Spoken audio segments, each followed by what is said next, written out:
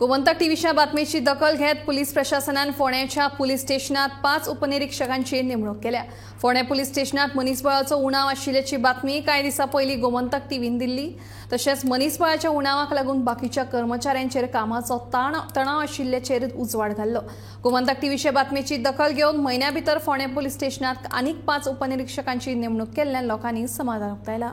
फाटल्याच दिसांनी गोमंतक टीव्हीन एक न्यूज धाडलेली की फोंड्या पुलीस स्टेशन जेका तीन उद्देगीक वसणुको लागता थंय PSI कमी आसा, बाकीचे हेर स्टाफ कमी आसा। जे दिसाचें काम करता तांकांच इन्सिडंट घडलो, गुन्यांव घडला तांकांच धांवचें पडटा म्हणून न्यूज केल्ली आनी ह्या पुलीस स्टेशनान जे लोड जाल्ले ते 8 PSI हांगा पावोवची अशी मागणी केली। हेची दखल घेवन सरकारान ताबडतोब म्हणजे म्हयन्या भितर हांगा जे PSI धाडपाचे आशिल्ले तितले 5 PSI धाडल्या।